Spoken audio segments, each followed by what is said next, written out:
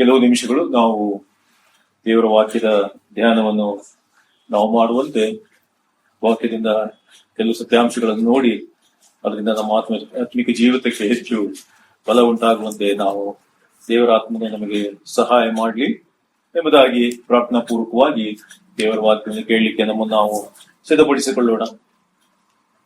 ಈ ದಿನ ಬೆಳಿಗ್ಗೆ ನಮ್ಮ ಸಭೆಗೆ ನಮ್ಮ ಸಹೋದರರು ಜಯಕುಮಾರ್ ಅವರು ವಾಕ್ಯವನ್ನು ವಾಕ್ಯ ಸಂದೇಶವನ್ನು ಅವರು ನೀಡಿದರು. ಅದರಲ್ಲಿ ದಾನಿಯೇಲನ ಮತ್ತು ಶದ್ರಕ್ ಮೇಷಕ್ ಅಬೇದ್ನೆಗೋ ಇವರುಗಳ ಆತ್ಮೀಕ ಜೀವಿತ ಹೇಗಿತ್ತು ಮತ್ತು ಅವರು ಲೋಕದೊಂದಿಗೆ ಅವರು ಕಾಂಪ್ರಮೈಸ್ ಮಾಡಿಕೊಳ್ಳಿಲ್ಲ, ಅವರು ದೇವರು ಕೊಟ್ಟಂತ ಆ ಜೀವಿತವನ್ನು ಅವರು ಕರ್ತನಿಗಾಗಿ ಅವರು ಸಾಕ್ಷೀಕರಿಸಿದರು ಎಂಬುವಂತ ಸತ್ಯಾಂಶಗಳನ್ನು ಅವರು ತಿಳಿಸಿದ. ಅದರಲ್ಲಿ ಪ್ರತ್ಯೇಕತೆ, ಯಾವ ರೀತಿಯಲ್ಲಿ ಒಬ್ಬ ವಿಶ್ವಾಸಿ ಜೀವಿತ ಅದು ಪ್ರತ್ಯೇಕತೆಯಲ್ಲಿ ಇರಬೇಕೆಂಬುವಂಥದ್ದನ್ನು ಕೆಲವು ಸತ್ಯ ತಿಳಿಸಿದರು. ಒಂದು ವೇಳೆ ಕೋಇನ್ಸಿಡೆನ್ಸ್ ಇರಬಹುದು ಅದು. ನಾನು ಮಾತಾಡೋ ಕೆಲವು ವಿಷಯಗಳು ಕೂಡ ಅದೇ ಸಬ್ಜೆಕ್ಟ್ ನಲ್ಲಿ ಅದು ಇರುವಂತದ್ದು ಅದು ಆಗಿರುತ್ತದೆ. ಇರ್ಲಿ, ನಾವು ಜೀವಿಸುವಂತ ಜೀವಿತ ಅದು ಒಂದು ಬೆರಕೆಯ ಜೀವಿತವಾಗಿದೆ, ಮಿಕ್ಸ್ಚರ್. ನಾವು ಈ ಪ್ರಪಂಚದಲ್ಲಿ ಜೀವಿಸ್ತಾ ಇದ್ದೇವೆ. ಅನೇಕ ಲೋಕದ ಜನಗಳ ಮಧ್ಯದಲ್ಲಿ ಸಭೆ ಎಂಬುವಂತ ಒಂದು ಸಂಸ್ಥೆ ಅಥವಾ ವಿಶ್ವಾಸಿಗಳ ಗುಂಪು, ವಿಶ್ವಾಸಿಗಳು ಅವರು ಜೀವಿಸುವಂತವರು ಅವರಾಗಿದ್ದಾರೆ. ಲೋಕದಲ್ಲಿ ರಾಜಿ ಮಾಡಿಕೊಂಡು ಜೀವಿಸುವಂತವರು ಅನೇಕರು ಈ ದಿವಸಗಳಲ್ಲಿ ಇದ್ದಾರೆ, ಕಾಂಪ್ರಮೈಸ್ ಮಾಡಿಕೊಂಡು ಜೀವಿಸುವಂತವರು. ಮತ್ತು ಅನೇಕರು ಯಾವ ರೀತಿ ಜೀವಿಸಬೇಕು ಎಂಬುದಾಗಿ ಗೊಂದಲದಲ್ಲಿ ಜೀವಿಸುವಂತವರು ಕೂಡ ಅನೇಕ ಕನ್ಫ್ಯೂಷನ್ ಎಂಬುದಾಗಿ ಅದಕ್ಕೆ ನೋಡಿ ಗೊಂದಲದಲ್ಲಿ ಜೀವಿಸುವಂತವರು ಕೂಡ ಅನೇಕರು ಇದ್ದಾರೆ. ಆದ್ರೆ ಒಬ್ಬ ವಿಶ್ವಾಸಿಯನ್ನು ದೇವರು ರಕ್ಷಿಸಿ ಆತನನ್ನು ತನ್ನ ಮಕ್ಕಳನ್ನಾಗಿ ಆತನನ್ನು ಮಾಡಿ ಅವರನ್ನು ಪ್ರತ್ಯೇಕಿಸಿ ಈ ಲೋಕದಲ್ಲಿ ಆತನ ಇಟ್ಟಿದ್ದಾನೆ. ಯಾಕಂದ್ರೆ ಯೋಹಾನ್ ಸುವಾರ್ತೆಯಲ್ಲಿ ನಾವು ಅದನ್ನು ನೋಡುವಂತವರಾಗಿದ್ದೇವೆ. ನಾವು ಈ ಲೋಕದವರು ಅಲ್ಲ, ನೀವು ಈ ಲೋಕದವರಲ್ಲ, ಈ ಲೋಕದಿಂದ ನಿಮ್ಮನ್ನು ನಾನು ಆರಿಸಿಕೊಂಡಿದ್ದೇನೆ, ತೆಗೆದಿದ್ದೇನೆ ಈ ಲೋಕದಿಂದ. ಆದರೆ ಈ ಲೋಕಕ್ಕೆ ನಾನು ನಿಮ್ಮನ್ನು ಮತ್ತೆ ಕಳುಹಿಸಿಕೊಟ್ಟಿದ್ದೇನೆ ಅನ್ನುವಂತ ಒಂದು ಟ್ರಾನ್ಸ್ಫಾರ್ಮ್ಡ್ ಲೈಫ್ ಅನ್ನು ದೇವರು ನಮಗೆ ಕೊಟ್ಟಿದ್ದಾನೆ. ಅಂದ್ರೆ ಈ ಲೋಕದಲ್ಲಿ ಜೀವಿಸುವಾಗ ಇನ್ನು ನಾವು ಹಳೇ ಜೀವಿತವನ್ನು ನಾವು ಜೀವಿಸುವಂತವರಲ್ಲ, ಪೂರ್ವ ಸ್ವಭಾವದಲ್ಲಿ ನಾವು ಬದುಕುವಂತವರಲ್ಲ. ಆದ್ರೆ ನಮ್ಮ ಜೀವಿತವನ್ನು ದೇವರು ಹೊಸಬರನ್ನಾಗಿ ಆತನು ಮಾಡಿದ್ದಾನೆ. ನಮ್ಮನ್ನು ಇತರರಿಂದ ಆತನು ಪ್ರತ್ಯೇಕಿಸಿ ತನ್ನ ಜನಾಂಗವಾಗಿ, ತನ್ನ ಸಭೆಯಾಗಿ ನಮ್ಮನ್ನು ಪ್ರತ್ಯೇಕಿಸಿಕೊಂಡಿದ್ದಾನೆ ಎಂಬುವಂಥದ್ದನ್ನು ನಾವು ಸ್ಪಷ್ಟವಾಗಿ ವಾಕ್ಯದಿಂದ ಗ್ರಹಿಸಿಕೊಳ್ಳಿಕ್ಕೆ ಸಾಧ್ಯತೆ ಉಂಟು. ಆದ್ರಿಂದ ಪ್ರಿಯರೇ, ಈ ಪ್ರತ್ಯೇಕತೆ ಎಂಬುದು ಅಥವಾ ಸಪರೇಷನ್ ಎಂಬುದಾಗಿ ಹೇಳುವಾಗ ಏನು ಅದರ ಅರ್ಥ ಏನು ಎಂಬುದಾಗಿ ನಾವು ನೋಡುವಾಗ ಅದನ್ನು ನಾವು ಯಾವುದೋ ಒಂದು ವಿಷಯಕ್ಕಾಗಿ ಒಬ್ಬನ ಜೀವಿತವು ಅದು ಪ್ರತ್ಯೇಕಗೊಳ್ಳುವಂಥದ್ದು ಅಥವಾ ಸೆಟ್ ಅಪಾರ್ಟ್ ಫಾರ್ ಸಮಥಿಂಗ್, ಅಂದ್ರೆ ಯಾವುದೋ ಒಂದು ವಿಷಯಕ್ಕೆ ಒಬ್ಬನನ್ನು ಮೀಸಲಾಗಿ ಇಡುವಂಥದ್ದು ಎಂಬುವಂಥದ್ದು ಅರ್ಥವನ್ನು ನೋಡ್ರಿ ಅದು ಕೊಡುವಂಥದ್ದು ಆಗಿದೆ. ಅಂದ್ರೆ ಅರ್ಥ ಏನು? ಪಾಪದಿಂದ ಪ್ರತ್ಯೇಕತೆ, ಅಧರ್ಮದಿಂದ ಪ್ರತ್ಯೇಕತೆ, ಆಮೇಲೆ ಈ ಲೋಕದಿಂದ ಪ್ರತ್ಯೇಕತೆ, ಕೆಟ್ಟದರಿಂದ ಪ್ರತ್ಯೇಕತೆ, ಹಣದಾಸೆಯಿಂದ ಪ್ರತ್ಯೇಕತೆ. ನೀವು ಅದನ್ನ ತಾಳೆ ಮಾಡಿ ಹಾಕೊಂಡು ಹೋಗ್ತಾ ಇದ್ರೆ ಅನೇಕ ಸಂಗತಿಗಳು ಅಲ್ಲಿ ಸಿಗುವಂಥದ್ದು ಅದು ಆಗಿರ್ತದೆ. ಆದ್ರಿಂದ ದೇವರು ನಮ್ಮನ್ನು ಈ ಲೋಕದಿಂದ ಪ್ರತ್ಯೇಕಿಸಿದ್ದಾನೆ. ಆದ್ರೆ ಈ ಲೋಕದಲ್ಲಿ ಕರ್ತನ ಮಕ್ಕಳಾಗಿ ನಾವು ದೇವರ ಜನಾಂಗವಾಗಿ ಈ ಲೋಕದಲ್ಲಿ ಇದ್ದೇವೆ ಎಂಬುವಂಥದ್ದನ್ನು ನಾವು ಸ್ಪಷ್ಟವಾಗಿ ತಿಳುಕೊಳ್ಳುವಂಥದ್ದು ನೋಡ್ರಿ ಅದು ಪ್ರಾಮುಖ್ಯವಾಗಿದೆ ಎಂಬುವಂಥದ್ದನ್ನು ನಾವು ಅರಿತುಕೊಳ್ಬೇಕು. ನಾವು ನೋಡುವಂತ ಭಾಗದಲ್ಲಿ ನೋಡ್ರಿ ಅರಣ್ಯಕಾಂಡ 8ನೇ ಅಧ್ಯಾಯ 14ನೇ ವಚನ. ಅರಣ್ಯಕಾಂಡ 8ನೇ ಅಧ್ಯಾಯ 14ನೇ ವಚನ. ಹೀಗೆ ನೀನು ಲೇವಿಯರನ್ನು ಇಸ್ರಾಯೇಲರಿಂದ ಪ್ರತ್ಯೇಕಿಸಿದಾಗ ಅವರು ನನ್ನ ಸೊತ್ತಾಗುವರು. ಅದು ಮೊದಲುಗೊಂಡು ಅವರು ದೇವದರ್ಶನದ ಗುಡಾರದ ಪರಿಚರ್ಯವನ್ನು ಮಾಡಬೇಕು. ಸಾಕು, ಮೇಲೋದ್ರಲ್ಲಿ ಓದಿ ಇನ್ನೊಂದ್ಸರಿ. ಹೀಗೆ ನೀನು ಲೇವಿಯರನ್ನು ಇಸ್ರಾಯೇಲರಿಂದ ಪ್ರತ್ಯೇಕಿಸಿದಾಗ ಅವರು ನನ್ನ ಸೊತ್ತಾಗುವರು. ನೋಡಿ, ದೇವರು ಈ ಈ ಇಸ್ರಾಯೇಲ್ ಜನಾಂಗದಲ್ಲಿ ಇಸ್ರಾಯೇಲ್ ಕುಲಗಳಿಂದ ಯಾರನ್ನು ಆರಿಸಿಕೊಂಡ ದೇವರು? ಲೇವಿಯರನ್ನು ತನ್ನ ಆತ್ಮೀಕ ಸ್ವಾಸ್ಥ್ಯವಾಗಿ ಆತನು ಆರಿಸಿಕೊಂಡ. ನೋಡಿ, ಅವರಿಗೆ ದೈಹಿಕ ಸ್ವಾಸ್ಥ್ಯ ಇಲ್ಲ, ಆತ್ಮೀಕವಾದಂತ ಸ್ವಾಸ್ಥ್ಯವನ್ನು ದೇವರು ಅವರಿಗೆ ಕೊಟ್ಟನು. ತನಗೋಸ್ಕರವಾಗಿ ಅವರನ್ನು ಪ್ರತ್ಯೇಕಿಸಿಕೊಂಡನು ಎಂಬುದಾಗಿ ನಾವು ನೋಡ್ತೇವೆ. ಹಾಗಾದ್ರೆ ನಾವು ಯಾರಾಗಿದ್ದೇವೆ? ನಾವು ಯಾಜಕರು ತಾನೆ, ಅಲ್ವಾ? ಎಲ್ಲಿ ಯಾರು ಹೇಳ್ತಾರೆ ರೆಫರೆನ್ಸ್? ಎಲ್ಲಿದೆ? ಎಲ್ಲಿ ನಮ್ಮನ್ನು ಯಾಜಕರು ಅಂತ ಕರೆದಿದ್ದಾನೆ ದೇವರು? ಎಲ್ಲಿ ಯಾಜಕರು ಅಂತ ಕರೆದಿದ್ದಾನೆ ದೇವರು ನಮ್ಮನ್ನು?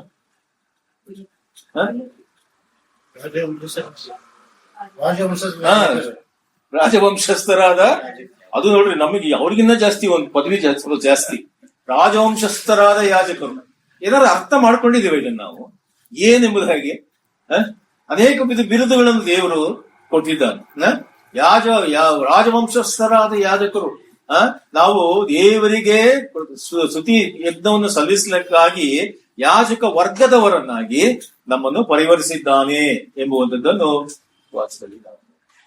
ಹಾಗಾದ್ರೆ ನೋಡ್ರಿ, ದೇವರು ಮಾಡಿದಂತ ಆ ಪ್ರತ್ಯೇಕತೆಯನ್ನು ನಾವು ಸ್ಪಷ್ಟವಾಗಿ ಅರ್ಥ ಮಾಡಿಕೊಳ್ಳುವಂಥದ್ದು ಅವಶ್ಯಕವಾಗಿದೆ. ಯಾಕೆಂದ್ರೆ ಆ ಮೋಶೆ ಇಸ್ರಾಯೇಲ್ಯರನ್ನು ಆ ಐಗುಪ್ತ ದೇಶದಿಂದ ಬಿಡಿಸ್ಲಿಕ್ಕೆ ಅವನು ಪ್ರಯತ್ನ ಪಡ್ತಾ ಇರುವಾಗ ಫರೋಹನನ್ನು ಅವ್ರನ್ನ ಬಿಡ್ಲಿಕ್ಕೆ ಅವನು ಸಿದ್ಧನಿರ್ಲಿಲ್ಲ. ಯಾಕೆಲ್ಲ ಬೇರೆ ಕಡೆ ಎಲ್ಲ ದೂರ ಹೋಗ್ತೀರಾ?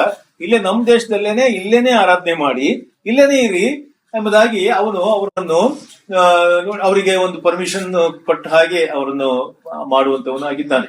ನಾವು ವಿಮೋಚನಕಾಂಡ 8ನೇ ಅಧ್ಯಾಯ 25-28. ವಿಮೋಚನಕಾಂಡ 8ನೇ ಅಧ್ಯಾಯ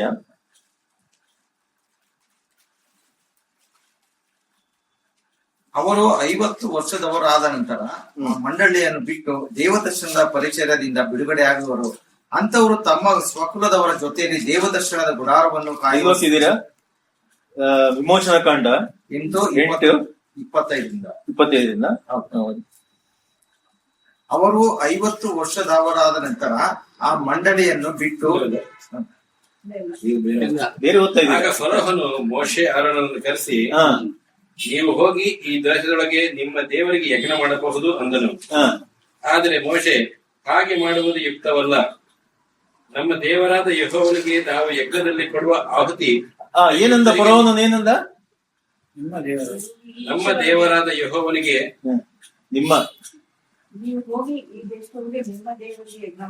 ನೀವು ನಿಮ್ಮ ದೇವರಿಗೆ ಈ ದೇಶದೊಳಗೆ ಯಜ್ಞವನ್ನು ನೀವು ಸಲ್ಲಿಸಿರಿ, ಹೊರಗೆ ಹೋಗುವಂತ ಅವಶ್ಯಕತೆ ಇಲ್ಲ ಎಂಬುದಾಗಿ ನೋಡ್ರಿ ಅವನು ಹೇಳ. ಆದ್ರೆ ಮೋಶೆ ಏನಂತ ಹೇಳ್ತಾನೆ? ಆದರೆ ಮೋಶೆ, ಹಾಗೆ ಮಾಡುವುದು ಯುಕ್ತವಲ್ಲ.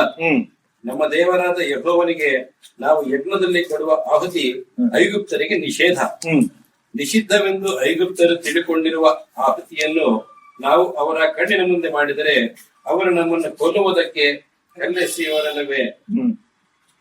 ನಾವು ಅರಣ್ಯದಲ್ಲಿ 3 ದಿವಸದ ಪ್ರಯಾಣದಷ್ಟು ದೂರ ಹೋಗಿ ನಮ್ಮ ದೇವರಾದ ಯೆಹೋವನು ಆಜ್ಞಾಪಿಸುವ ಪ್ರಕಾರ ಯಜ್ಞ ಮಾಡಬೇಕು. ನೋಡ್ರಿ, ನಾವು ಪ್ರತ್ಯೇಕತೆಯನ್ನು ನಾವು ಅಲ್ಲಿ ನೋಡುವಂತವರಾಗಿದ್ದೇವೆ. ಆದ್ರೆ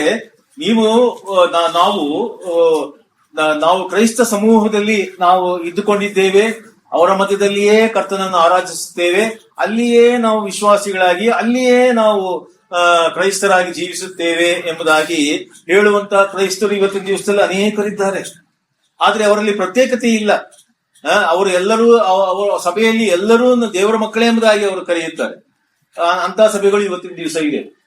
ಇನ್ನು ಇವತ್ತಿನ ದಿವಸದಲ್ಲಿ ನಾವು ನೋಡ್ತಿದ್ದೇವೆ, ಈ ಕೆಲವೆಲ್ಲ ಈ ಹೊಸದಾಗಿ ಹುಟ್ಟುಕೊಂಡಿರ್ತಕ್ಕಂಥ ಸಭೆಗಳು ಬೇಕಾದಷ್ಟಿದಾವೆ. ಅಲ್ಲಿ ಶಿಫ್ಟ್ ವೈಸ್ 1000 ಜನರು, 2000 ಜನರು, 3000 ಜನರು ಒಂದೇ ಇದರಲ್ಲಿ ಆರಾಧನೆ ಮಾಡ್ತಾರೆ, ಹಾಡಿ ಇದೆಲ್ಲ ಮಾಡ್ತಾರೆ. ಆಮೇಲೆ ಮತ್ತೆ ಇನ್ನೊಂದು ಶಿಫ್ಟ್, ಅದಾದ್ಮೇಲೆ ಇನ್ನೊಂದು ಶಿಫ್ಟ್, ಹೀಗೆ ಅವ್ರು ಮಾಡ್ತಿರ್ತಾರೆ. ಆದ್ರೆ ಇದೇನು ಗೊತ್ತಾ, ಇದ್ರೊಳಗಿರ್ತಕ್ಕಂಥ ಅಡಗಿರ್ತಕ್ಕಂಥ ಸತ್ಯ ಏನೆಂಬುದಾಗಿ ಹೇಳಿದ್ರೆ, ಅದರಲ್ಲಿ ಅನೇಕರು CSI ಕ್ರೈಸ್ತರು, ಮೆಥೋಡಿಸ್ಟ್ ಕ್ರೈಸ್ತರು, ಮತ್ತೆ ಇನ್ನು ಬೇರೆ ಬೇರೆ ಸಭೆಗಳಿಗೆ ಸೇರಿದಂತಹ ಕ್ರೈಸ್ತರುಗಳು ಅವರ ಮೆಂಬರ್ಶಿಪ್ ಅನ್ನು ಅವರು ಅದೇ ಸಭೆಯಲ್ಲಿ ಇಟ್ಟುಕೊಂಡು, ಆದರೆ ಹೋಗುವುದೆಲ್ಲಿಗೆ? ಈ ಕೆರಿಸ್ಮ್ಯಾಟಿಕ್ ಸಭೆಗಳು ಏನಿದೆವಲ್ಲ ಅಲ್ಲಿ ಹೋಗಿ ಅವರು ಕರ್ತನನ್ನು ಆರಾಧಿಸ್ತೇವೆ. ಅಂದ್ರೆ ಆ ಸಭೆಗಳಲ್ಲಿ ಯಾರು ವಿಶ್ವಾಸಿ, ಯಾರು ಅವಿಶ್ವಾಸಿ, ಯಾರು ನಿಜವಾದಂತ ರಕ್ಷಣೆ ಹೊಂದಿದಂತ ಒಬ್ಬ ವಿಶ್ವಾಸಿ ಎಂಬುವಂಥದ್ದನ್ನು ಪರಿಗಣನೆಗೆ ಅಲ್ಲಿ ಬರುವಂತದ್ದು ಏನೂ ಇಲ್ಲ. ಸಾವಿರಾರು ಜನರು ಬಂದು ಏನೋ ಒಂದು ಆರಾಧನೆಯನ್ನು ಮಾಡಿ ಅದನ್ನು ಅವರು ಇಷ್ಟಪಟ್ಟು, ಅಲ್ಲಿಯ ಮ್ಯೂಸಿಕ್ ಅನ್ನು ಇಷ್ಟಪಟ್ಟು ಅವರು ಹೋಗುವಂತವರು ಅವರು ಆಗಿರುತ್ತಾರೆ. ಅಂದ್ರೆ ನೋಡ್ರಿ, ಕರ್ತನ ವಾಕ್ಯ ಆ ರೀತಿಯಲ್ಲಿ ಒಂದು ಕಾಂಪ್ರಮೈಸ್ ಆಗಿ ಜೀವಿಸುವಂತ ಒಂದು ಕ್ರಿಸ್ತಿಯ ಜೀವಿತವನ್ನು ಕುರಿತಾಗಿ ಸತ್ಯವೇದ ಮಾತಾಡುವುದಿಲ್ಲ. ಅದಕ್ಕೆ ಮೋಶೆ ಹೇಳಿದ್ದು, ನಾವು ನಿಮ್ಮ ದೇಶದೊಳಗೆ ಇಲ್ಲಿ ನಾವು ಆರಾಧನೆ ಮಾಡ್ಲಿಕ್ಕೆ ಆಗುದಿಲ್ಲ, ನಾವು ಹೊರಗೆ ಹೋಗ್ಬೇಕು. ಆದ್ರಿಂದ ಸ್ಪಷ್ಟವಾಗಿ ನಾವು ಗ್ರಹಿಸಿಕೊಳ್ಳಬೇಕು, ಯಾಕೆ ನಮ್ಮನ್ನು ಪ್ರತ್ಯೇಕಿಸಿದ್ದಾನೆ. ನಾವು ಸ್ವಲ್ಪ ಜನರು ಇರಬಹುದು, ಸ್ವಲ್ಪ ಕೆಲವರನ್ನೇ ದೇವರು ನಮ್ಮನ್ನು ಆರಿಸಿಕೊಂಡಿದ್ದಾನೆ, ಆದ್ರೆ ಅದರಲ್ಲಿ ಒಂದು ಉದ್ದೇಶ ಇಟ್ಟಿದೆ. ಯಾವ ರೀತಿಯಲ್ಲಿ ಲೇವಿಯರನ್ನು ಕರ್ತನು ಆರಿಸಿಕೊಂಡನು, ಪ್ರತ್ಯೇಕಿಸಿಕೊಂಡನು, ಅದೇ ಪ್ರಕಾರವಾಗಿ ಹೊಸ ಒಡಂಬಡಿಕೆಯ ಯಾಜಕರುಗಳನ್ನಾಗಿ ನಮ್ಮನ್ನು ದೇವರು ಪ್ರತ್ಯೇಕಿಸಿಕೊಂಡಿದ್ದಾನೆ ಎಂಬುವಂಥದ್ದನ್ನು ಸ್ಪಷ್ಟವಾಗಿ ನಾವು ತಿಳ್ಕೊಳ್ಳಬೇಕಾದದ್ದು ಅವಶ್ಯಕತೆ ಅದು ಆಗಿರ್ತದೆ. ಅದರಿಂದ ಪ್ರಿಯರೇ, ಅದನ್ನು ನಾವು ಎಚ್ಚರಿಕೆ ತಂದುಕೊಳ್ಳೋಣ. 1 ಕೊರಿಂಥ 6ನೇ ಅಧ್ಯಾಯ 20ನೇ ವಚನ. 1 ಕೊರಿಂಥ 6ನೇ ಅಧ್ಯಾಯ 20ನೇ ವಚನ.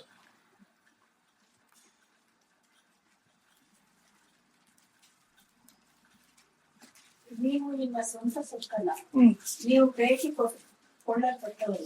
ಅಲ್ಲೇನ್ ಹೇಳಿದ್ರು, ಮೋಶೆಗೆ ಯೆಹೋವನು ಹೇಳಿದ್ದು, ಇವರು ಏನಾಗಿದ್ದಾರೆ, ಅಲ್ಲೇನ್ ಹೇಳಿದ್ರು, ಯಾಜಕರ ಹಾಗೆ ನಾನು ಆರಿಸಿಕೊಂಡಿದ್ದೇನೆ, ಇವರು ನನ್ನ ಸ್ವತ್ತಾಗಿದ್ದಾರೆ, ನನ್ನ ಸ್ವತ್ತಾಗಿದ್ದಾರೆ ಎಂಬುದಾಗಿ ಕರ್ತನು ತನ್ನ ಬಾಯಿಂದ ಹೇಳಿದ್ದನ್ನು ನೋಡ್ತೀವಿ. ನಮಗೂ ಕೂಡ ಅದೇ ರೀತಿಯಲ್ಲಿ ಹೊಸ ಒಡಂಬಡಿಕೆಯಲ್ಲಿ ನಾವು ನೋಡ್ತೀವಿ. ಏನಂತ ಓದಿದ್ರಲ್ಲಿ, ನೀವು ನಿಮ್ಮ ಸ್ವಂತ ಸತ್ತಲ್ಲ, ನೀವು ಕ್ರಯಕ್ಕೆ ಕೊಳ್ಳಲ್ಪಟ್ಟಿದ್ದೀರಿ. ನೀವು ಆದುದರಿಂದ ಏನ್ ಮಾಡ್ಬೇಕಂತೆ, ದೇವರ ಪ್ರಭಾವವನ್ನು ನಿಮ್ಮಲ್ಲಿ ನೀವು ಪ್ರಕಾಶಪಡಿಸಬೇಕು. ಅದರಿಂದ ಅದಕ್ಕೆ ನಿಮ್ಮನ್ನು ಏನ್ ಹೇಳಿದಾನೆ ದೇವರು, ದೇವರ ನಿವಾಸ ಸ್ಥಾನವಾಗಿದ್ದೇವೆ ನಾವು. ದೇವರಾತ್ಮನು ವಾಸ ಮಾಡತಕ್ಕಂತ ನಿವಾಸ ಸ್ಥಾನ ನಾವು ವಿಶ್ವಾಸಿಗಳಾಗಿದ್ದೇವೆ ಎಂಬುವಂಥದ್ದನ್ನು, ಅದರಲ್ಲಿ ಪ್ರತ್ಯೇಕತೆಯನ್ನು ದೇವರು ನಮಗೆ ವ್ಯಕ್ತಪಡಿಸುತ್ತಿದ್ದಾನೆ. 137ನೇ ಕೀರ್ತನೆಯಲ್ಲಿ ನಾವು ಅಲ್ಲಿ ಓದ್ತೇವೆ, ಕೀರ್ತನೆಗಾರನು ಒಂದು ಹಾಡನ್ನು ಹಾಡ್ತಾನೆ. ಏನದು, ಬಾಬೇಲ್ ದೇಶಕ್ಕೆ ಅವರನ್ನು ಸೆರೆ ಒಯ್ದಾಗ ಅಲ್ಲಿ ಆ ಜನರ ಹೇಳ್ತಾರೆ, ನೀವು ಹಾಡುಗಳೆಲ್ಲ ಚೆನ್ನಾಗಿ ಹಾಡ್ತೀರಿ, ವಾದ್ಯ ಎಲ್ಲ ಚೆನ್ನಾಗಿ ಬಾರಿಸ್ತೀರಿ, ಆದ್ರಿಂದ ನಮಗೋಸ್ಕರವಾಗಿ ನೀವು ಹಾಡನ್ನು ಹಾಡ್ರಿ, ವಾದ್ಯಗಳನ್ನು ಬಾರಿಸಿರಿ, ಆರಾಧನೆ ಮಾಡ್ರಿ ನೀವು ಎಂಬುದಾಗಿ ಹೇಳ್ತಾರೆ. ಆದ್ರೆ ಅವ್ರೇನ್ ಹೇಳ್ತಾರೆ ಗೊತ್ತಾ, ಅಲ್ಲಿ ಏನ್ ಹೇಳಿದ್ರು, ಈ ಪರದೇಶದಲ್ಲಿ ಹೇಗೆ ಓದಿ 137:2 ಕೀರ್ತನೆ. ಆ ದೇಶದ ನೀರವಂಜಿ ಮರಗಳಿಗೆ ನಮ್ಮ ಕಿನ್ನರಿಗಳನ್ನು ತೂಗು ಹಾಕಿದೆವು. ನಮ್ಮನ್ನು ಸೆರೆ ಹಿಡಿದು ಪೀಡಿಸುತ್ತಿದ್ದವರು ನಮಗೆ, ನೀವು ಚಿಯೋನಿನ ಗೀತೆಗಳಲ್ಲಿ ಒಂದನ್ನು ನಮ್ಮ ವಿನೋದಕ್ಕಾಗಿ ಆಡಿರಿ ಹೇಳಿದರು. ನಾವು ಪರದೇಶದಲ್ಲಿ ಯೆಹೋವನ ಗೀತೆಗಳನ್ನು ಆಡುವುದು ಹೇಗೆ? ಯೆರೂಸಲೇಮೇ, ನಾನು ನಿನ್ನನ್ನು ಮರೆತು ಬಿಟ್ಟರೆ ನನ್ನ ಬಲಗೈ ಮರೆತು ಹೋಗಲಿ. ಯೆರೂಸಲೇಮೇ, ನಾನು ನಿನ್ನನ್ನು ನೆನೆಸದಿದ್ದರೆ ಎಲ್ಲದಕ್ಕಿಂತ ಹೆಚ್ಚಾಗಿ ನಾನು ನಿನ್ನಲ್ಲಿ ಆನಂದಿಸದಿದ್ದರೆ ನನ್ನ ನಾಲಿಗೆಯು ಸೇದು ಹೋಗಲಿ. ಯೆಹೋವನೇ, ಏದೋಮ್ಯರ ಹಾನಿಗಾಗಿ ಯೆರೂಸಲೇಮ್. ಸಾಕು ಬಿಡಿ. ನೋಡ್ರಿ, ಅಲ್ಲಿ ದೇವರು ಒಬ್ಬ ವಿಶ್ವಾಸಿಯ ಪ್ರತ್ಯೇಕತೆಯನ್ನು, ವಿಶ್ವಾಸಿಯನ್ನು, ಒಂದು ಸಭೆಯನ್ನು ಯಾವ ರೀತಿ ಆತನು ಹೋಲಿಸುತ್ತಿದ್ದಾನೆ ಎಂಬುವಂಥದ್ದನ್ನು ಸ್ಪಷ್ಟವಾಗಿ. ಅದರಿಂದ ವಿಶ್ವಾಸಿಗೆ ಆತನಿಗೆ ಇರುವಂತ ಆಬ್ಜೆಕ್ಟ್ ಏನು, ತನ್ನ ಸಭೆ ಎಂಬುವಂಥದ್ದನ್ನು ನಾವು ಸ್ಪಷ್ಟವಾಗಿ ತಿಳ್ಕೊಳ್ಬೇಕು. ಸಭೆಯನ್ನು ಪ್ರೀತಿ ಮಾಡಬೇಕು. ದೇವರು ನಮಗೆ ನಮಗೆ ಹತ್ತಿರವಾಗಿಯೇ ಎಲ್ಲವನ್ನೂ ಕೊಟ್ಟಿದ್ದಾನೆ, ಪ್ರತಿಯೊಂದನ್ನು ಕೊಟ್ಟಿದ್ದಾನೆ ದೇವರು, ಅಲ್ವಾ?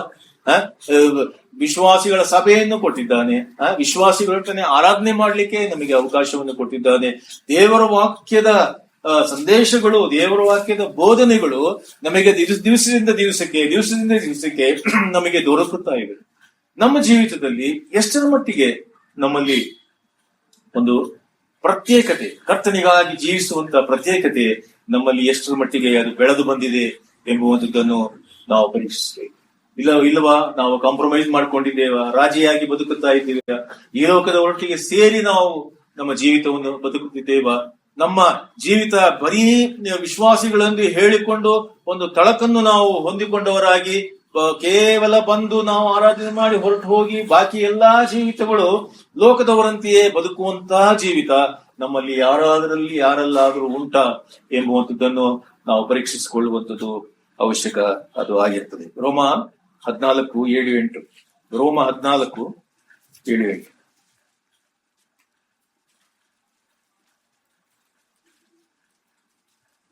ನಮ್ಮಲ್ಲಿ ಒಬ್ಬನಾದರೂ ತನಗಾಗಿ ಬದುಕುವುದೂ ಇಲ್ಲ, ತನಗಾಗಿ ಸಾಯುವುದೂ ಇಲ್ಲ. ನಾವು ಬದುಕಿದರೆ ಕರ್ತನಿಗಾಗಿ ಬದುಕುತ್ತೇವೆ, ಸತ್ತರೆ ಕರ್ತನಿಗಾಗಿ ಸಾಯುತ್ತೇವೆ. ಸಾಕು ನೋಡಿ, ಬದುಕಿದರು ಸತ್ತರು ಕರ್ತನಿಗಾಗಿಯೇ ನಾವು. ನೋಡಿ, ಇದು ಪ್ರತ್ಯೇಕತೆಯ ವಿಶೇಷತೆ. ಇದು ಆ ಸಿಗ್ನಿಫಿಕೆನ್ಸ್ ಏನು, ಪ್ರತ್ಯೇಕತೆ, ಸಪರೇಷನ್ ನ ಒಂದು ವಿಶೇಷತೆ ಏನೆಂಬುದಾಗಿ ಹೇಳಿದರೆ, ನಾವು ಬದುಕಿದರು ಸತ್ತರು, ನಾವು ಏನು ಮಾಡಿದರು, ತಿಂದರು, ಉಂಡು ತಿಂದು ಕುಡಿದರು, ಯಾವ ವಿಷಯಗಳು ಯಾವ ಕೆಲಸವೇ ಮಾಡಿದರೆ ನಮ್ಮಲ್ಲಿ ಕರ್ತನಿಗಾಗಿ ಇರಬೇಕಾದಂತ ಆ ನಿಜವಾದಂತ ಒಂದು ಪ್ರತ್ಯೇಕತೆಯ ಆ ಒಂದು ಶುದ್ಧತೆಯ ಜೀವಿತ ನನ್ನಲ್ಲಿ ಉಂಟು ಎಂಬುವಂಥದ್ದನ್ನು ನಾವು ನನ್ನ ಜೀವಿತದಲ್ಲಿ, ನಿಮ್ಮ ಜೀವಿತದಲ್ಲಿ ಅಭ್ಯಾಸಕ್ಕೆ ತರಲಿಕ್ಕೆ ಅದು ಅವಕಾಶ ಇದೆ ಎಂಬುದನ್ನು ನಾವು ತಿಳ್ಕೊಳ್ಬೇಕು. ಸಂಸೋನನು ಆತನು ಹುಟ್ಟಿದಾಗಲೇ ಏನಾದವನು, ಪ್ರತಿಷ್ಠಿಸಲ್ಪಟ್ಟವನು. ಅದಕ್ಕೆ ಅಲ್ಲಿ ಫುಟ್ನೋಟ್ ಅಲ್ಲಿ ನೋಡ್ರಿ, ಏನದು ನ್ಯಾಯಸ್ಥಾಪಕರು 13ನೇ ಅಧ್ಯಾಯ 5ನೇ ವಚನ. ನ್ಯಾಯಸ್ಥಾಪಕರು 13ನೇ ಅಧ್ಯಾಯ 5ನೇ ವಚನ.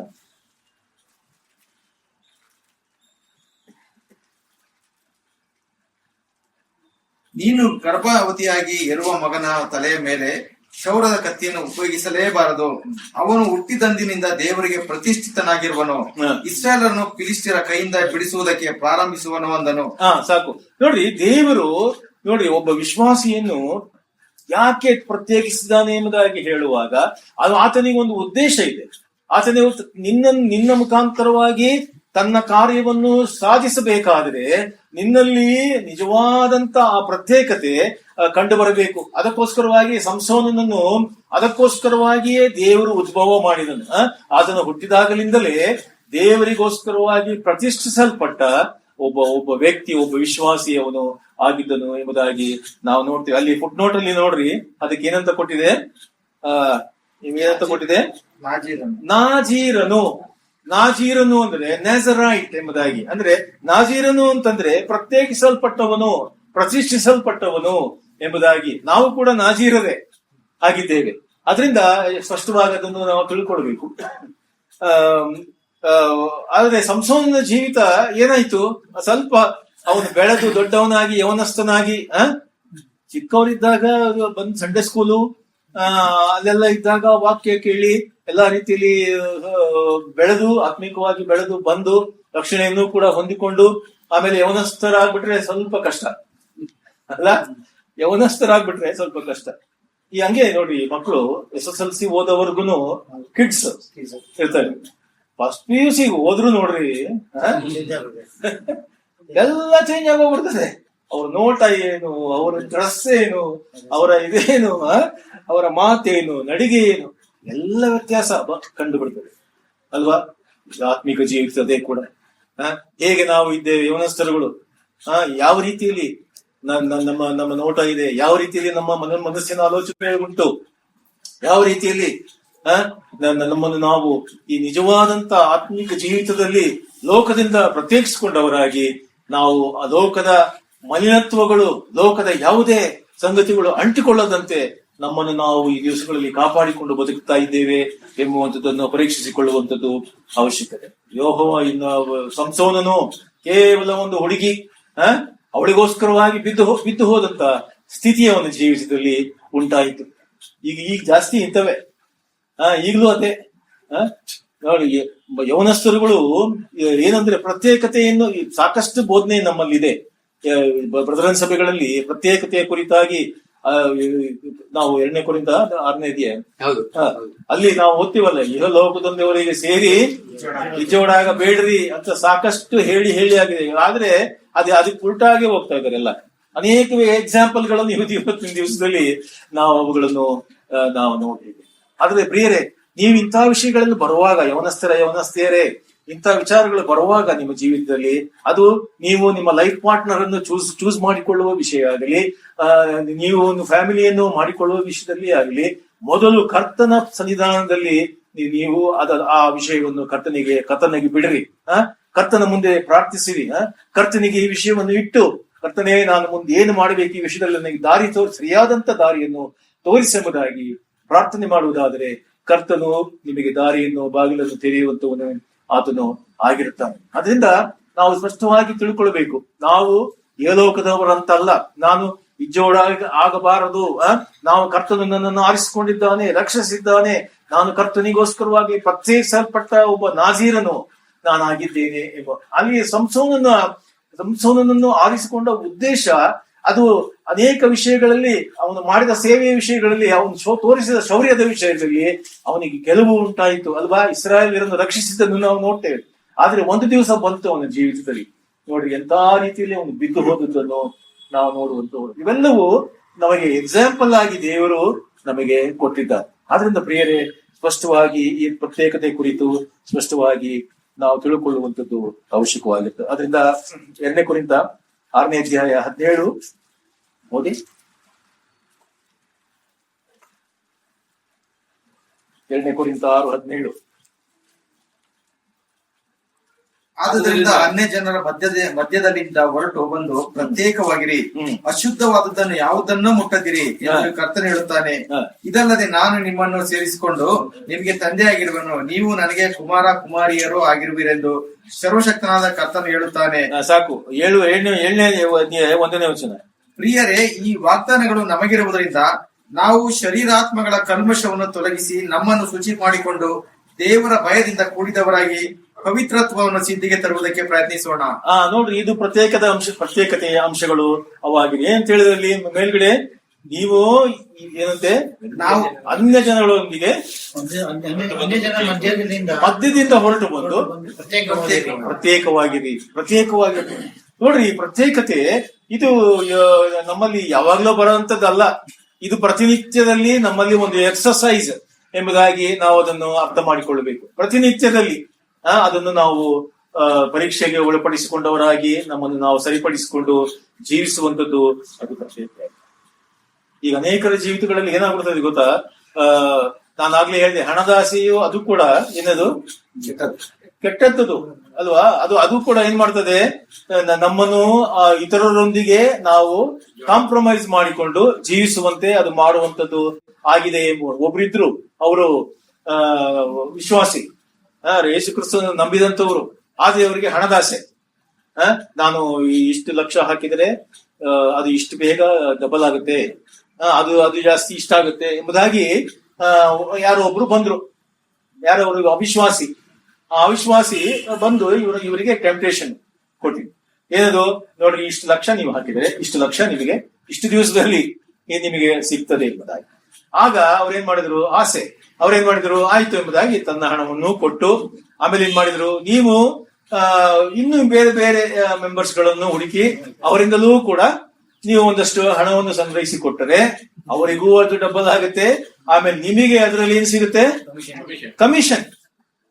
ಅದರಲ್ಲಿ ನಿಮಗೆ ಕಮಿಷನ್ ಸಿಗ್ತದೆ ಎಂಬುದಾಗಿ ಎಲ್ಲಾ ರೀತಿಯಲ್ಲಿ ಅವರನ್ನು ಒಂದು ರೀತಿಯಲ್ಲಿ ಮೋಡಿ ಮಾಡಿ ಫುಸ್ಲಾಯಿಸಿ ಅವ್ರೇನ್ ಮಾಡಿದ್ರು, ಎಲ್ಲರ ಹತ್ರ ತಮ್ಮ ಹಣವನ್ನು ಕೊಟ್ಟು ಬೇರೆಯವ್ರ ಹತ್ರ ಇರ್ತಕ್ಕಂಥ ಹಣವನ್ನು ತೆಗೆದುಕೊಂಡು, ಅದು ಎಷ್ಟೋ ಲಕ್ಷಗಳಾಯ್ತು, ಅದನ್ನ ತಗೊಂಡೋಗಿ ಅವ್ರಿಗೆ ಕೊಟ್ಟು, ಅವನು ಬಿಗಿನಿಂಗ್ ಅಲ್ಲಿ ಸ್ವಲ್ಪ ಬಡ್ಡಿ ಗಿಡ್ಡಿ ಅದು ಇದು ಕೊಟ್ಟು ಇದು ಮಾಡಿದ. ಆಮೇಲೆ ಏನಾಯ್ತು, ಆ ವ್ಯಕ್ತಿ ನಾಪತ್ತೆ, ಆ ವ್ಯಕ್ತಿ ನಾಪತ್ತೆಯಾದ. ಈಗ ಸಿಗಾಕೊಂಡವ್ರು ಯಾರು, ಬೇರೆ ಬೇರೆ ಹತ್ರ ಎಲ್ಲ ಹಣ ಇಸ್ಕೊಂಡು ಕೊಟ್ಟಿದ್ರಲ್ಲ ಯಾವ ವಿಶ್ವಾಸಿ, ನೋಡಿ ಅವರು ಇವತ್ತಿನವರೆಗೂ ಆ ವಿಶ್ವಾಸಿ ಅದರಲ್ಲಿ ಸಿಕ್ಕಿ ಹಾಕೊಂಡು ಆ ಹಣದ ಅಮಲಿನಿಂದ ಮಾಡಿದಂತಹ ಒಂದು ಕೃತ್ಯ ಇವತ್ತಿನ ದಿವಸ ಅವ್ರಿಗೆ ಏನಾಗಿದೆ, ಅದರಿಂದ ಬಿಡಿಸಿಕೊಳ್ಳಲಾರದಂತಹ ಸ್ಥಿತಿ ನೋಡ್ರಿ ಅವರಿಗೆ ಉಂಟಾಗಿದೆ ಅಲ್ವೇ. ಆದ್ರೆ ದೇವರ ವಾಕ್ಯ ಏನ್ ಬೋಧಿಸ್ತದೆ, ಲೋಕದೊಂದವರಿಗೆ ಸೇರಿ ನೀವು ಜೋಡಾಗಬೇಡಿ. ಇದೊಂದೇ ಬೇರೆ ಬರೀ ಮದುವೆ ವಿಚಾರಕ್ಕಲ್ಲ, ಅದು ಅನೇಕ ಸಂಗತಿಗಳಿಗೋಸ್ಕರವಾಗಿ ಅಲ್ಲಿ ಪೌಲನು ಅದನ್ನು ಬರೆದಿಟ್ಟಿರುವುದನ್ನು ನಾವು ನೋಡ್ತೀವಿ. ನಾವು ಲೋಕದಲ್ಲಿ ಏನೇನೋ ವ್ಯವಹಾರಗಳು ಮಾಡ್ತೀವಿ, ಇಲ್ಲಿ ಬಂದಾಗ ನಮ್ಗೇನ್ ಗೊತ್ತಾಗೋದಿಲ್ಲ. ನಾವೇನೋ ಪ್ರೀಚರ್ಗಳು ದೇವರಾತ್ಮನ ಹೇಳ್ದಂಗೆ ನಾವು ಒಂದಷ್ಟು ಬೋಧನೆ ಮಾಡಿ ಹೋಗ್ತೇವೆ. ಅದು ನಿಮಗೆ ಎಷ್ಟರ ಮಟ್ಟಿಗೆ ಅದು ಕಾರ್ಯ ಮಾಡ್ತದೋ, ಎಷ್ಟರ ಮಟ್ಟಿಗೆ ಅದು ನಿಮಗೆ ಅನ್ವಯಿಸುತ್ತದೋ ಅದು ನಮಗೆ ಗೊತ್ತಿಲ್ಲ. ಆದರೆ ಅದು ದೇವರ ಆತ್ಮನು ಮಾಡುವ ಕಾರ್ಯವಾಗಿರ್ತದೆ. ಹಾಗಾದ್ರೆ ಒಂದು ವೇಳೆ ಅಂತಹ ಜೀವಿತಗಳು ನಿನ್ನ ಜೀವಿತದಲ್ಲಿ ಒಂದು ವೇಳೆ ಆ ರೀತಿ ಇರುವುದಾದರೆ ಅದನ್ನು ನಾವು ಬಿಟ್ಟು ಬಿಡಬೇಕು. ನನ್ನಲ್ಲಿ ಇರುವಂತಹ ಪ್ರತ್ಯೇಕತೆಯನ್ನು ನಮ್ಮ ಜೀವಿತದಲ್ಲಿ ನಾವು ಕರ್ತನಿಗಾಗಿ ಅಭ್ಯಾಸಕ್ಕೆ ತರುವಂತದ್ದು ಅವಶ್ಯಕತೆ ಆಗಿದೆ. ಡ್ಯೂಟ್ರಾನಮಿ ಧರ್ಮೋಪದೇಶ ಕಾಂಡ 7ನೇ ಅಧ್ಯಾಯ 6ನೇ ವಚನ.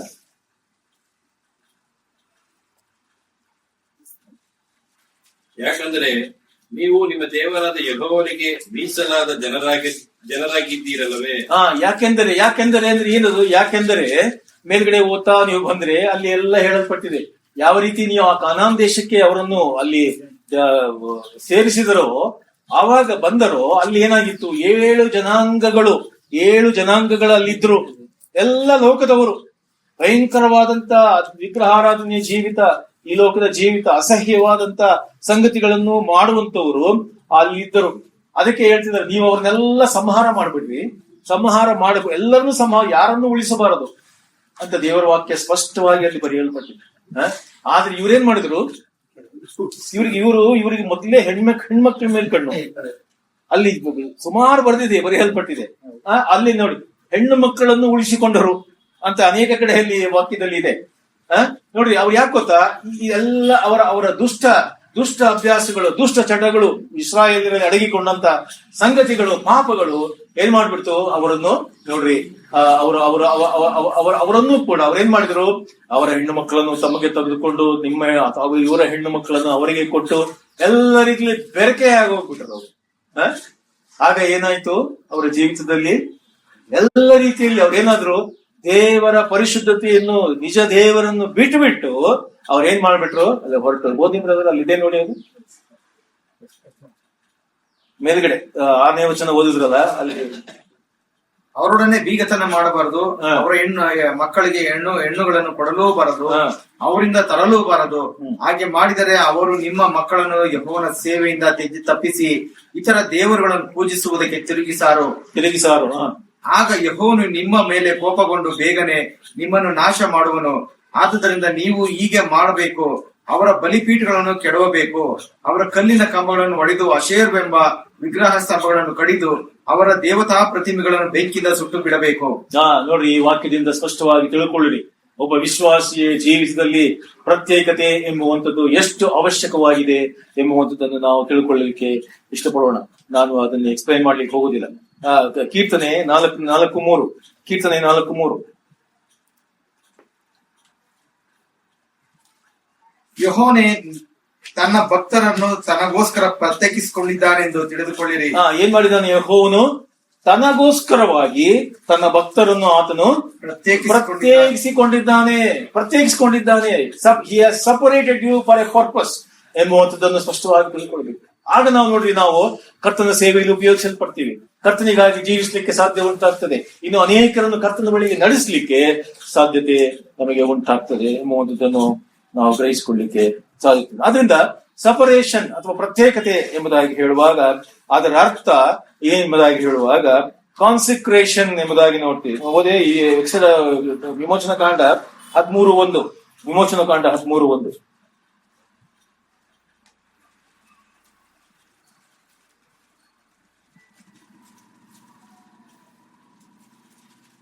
ಯೆಹೋವನು ಮೋಶೆಗೆ, ಇಸ್ರಾಯೇಲರು ತಮ್ಮೊಳಗಾಗಲಿ ತಮ್ಮ ಪಶುಗಳೊಳಗಾಗಲಿ ಪ್ರಥಮ ಗರ್ಭವನ್ನು, ಅಂದರೆ ಹುಚ್ಚರಾಗಿ ಹುಟ್ಟಿದ್ದೆಲ್ಲವನ್ನು ನನಗೆ ಮೀಸಲಾಗಿಡಬೇಕು, ಅದು ನನ್ನದೇ ಎಂದು ಹೇಳಿದನು.